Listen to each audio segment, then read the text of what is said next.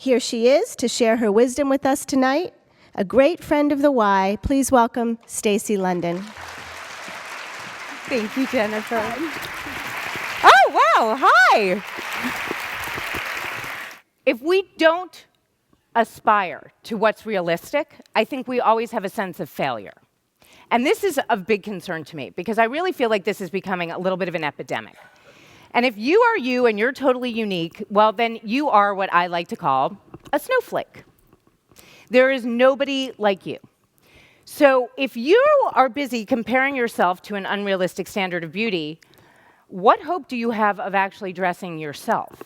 The bigger issue here is that what this really means is that we don't have to not love fashion and beauty, right? I want all of you to love style. I want all of you to love shopping and expressing yourselves.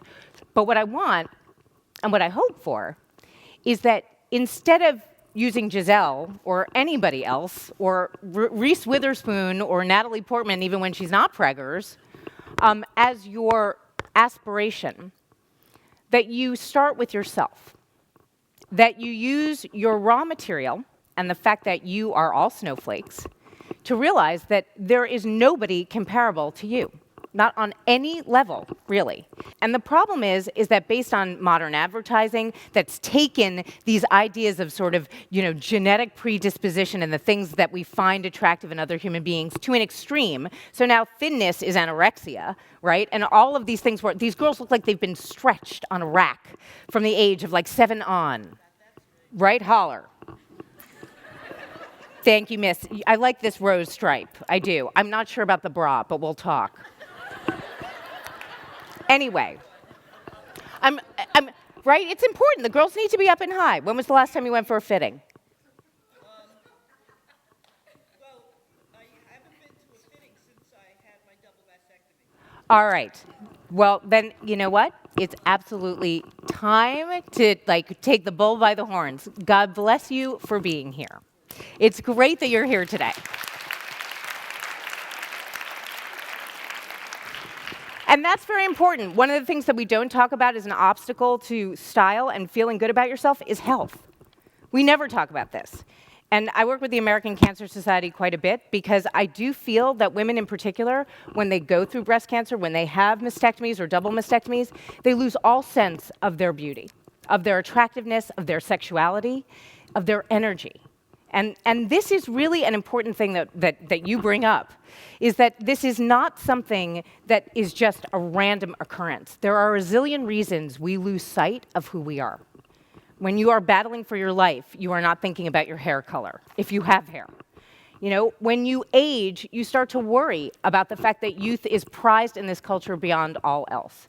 We gain weight for a zillion reasons, and we think we're not good enough because all we see around us are thin people. Right? Okay. There is a reason to start with you, because that is how you are going to figure out exactly what you should look like and what you want to say to the world. So I would love to have somebody come up here and yes themselves to death in front of the mirror. And then I'm going to do the and part. Anna Jantz? Come on up, Anna. This is The Price is Right. Hi! Anna, it's so nice to meet you. Hold on, let me get this out of the way. I'm going to bring the basket over here. I don't mind moving my own props, don't worry. Oh my God, you look cute, hun. All right, come here. Turn around. See, there's a mirror right there. Ha ha ha ha. So what do you see, Missy, in that mirror? Oh, did you hear that? She said she thinks she looks pretty good today. That's not bad. She's been up since 5 a.m. and she's saying that. Shut up. Shut the front door. All right, well, I just want to talk about this a little bit. I don't want to talk about how you look in your outfit. I want you to tell me what you think about your body. And remember my lecture just now. Yes, and. So you're looking down. It's hard to see your body if you're looking down. How old are you?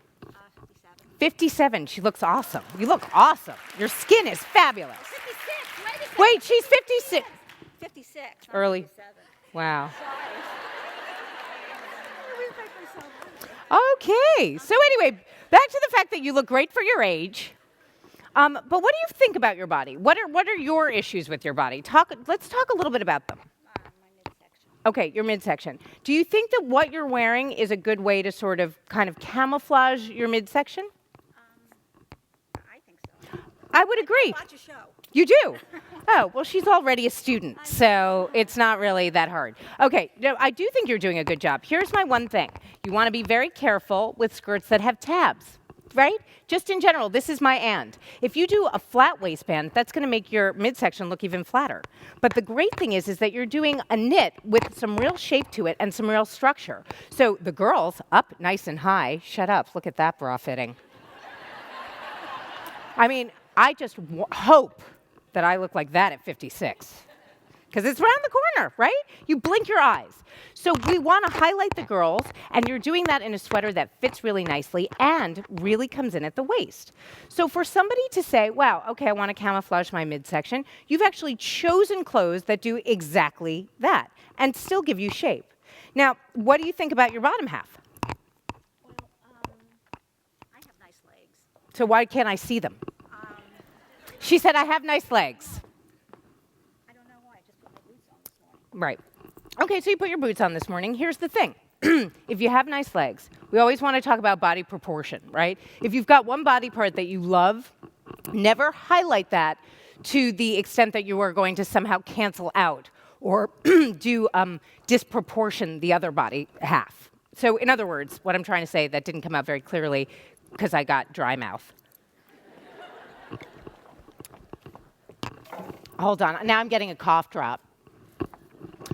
My point is that you never want to sort of just, expend one body half for the other section. So if you've got great legs and you don't like your top half, that doesn't mean you put a tent on your top half and wear skirts up to your pupik, because then you look like a tomato on toothpicks that's going to fall over because gravity is just going to get in your way. So you want to be very careful, right? If you like your legs, okay. The fact is, you're actually hiding them a little bit. And what I would say, right, you're petite. You are a little petite flower. Yeah, 5 feet. So we're going to get rid of that hair clip. Much better. Much sexier. Love that. Zhuzh it up. And then we're going to talk about we don't want to lose her leg, right? I didn't even do my cough drop yet. If we made your skirt above the knee, we wouldn't lose so much of you. Right? Now we've got skirt and boot, and we can't really see that you've got these nice, long, beautiful legs. And I would do a boot that's lower so that we can actually see some of that leg. When you're under 5'4", sorry, my hair's in my way, you always want your skirt above the knee. The knee is sort of the most flattering length you can get on a skirt, but when you're under 5'4", you want to go above the knee. When you're over 5'8", you go just a little bit below. You always want to hit for that knee section. So that, I think, would actually highlight your shape even better. Now, what I like about this is that this is actually very good because you seem to have a pretty healthy body image. Yeah, I'm okay with it. She's okay with it. Now, listen, I'm not going to lie. I'm better with my body image than I was when I was, let's say, 25. Me too. Right? You too. Okay, so this is another thing. Look, with age comes experience. Like, thank God it has to come with something. So this is my point. It does matter what stage of life you're in. And in a lot of ways, I do feel like this kind of conversation needs to be had with all of our young girls, whether they're our daughters, our nieces, our friends, whatever. And my tweeps in particular, I feel very, very strongly that young girls are not being instilled with enough of a sense of self-esteem. And it takes women like you to be able to kind of take them through this and say there is light at the end of the tunnel and you do need to accept yourself. I want them to start accepting themselves right now, as early as possible, so that I can get somebody younger up here who would say, yeah, I've struggled, but I'm there. I get it. I love who I am. Anyway, I am going to do this meet and greet now. I want to thank you all for being here. And a huge thank you to the 92nd Street Y, and I'll see you guys in a second.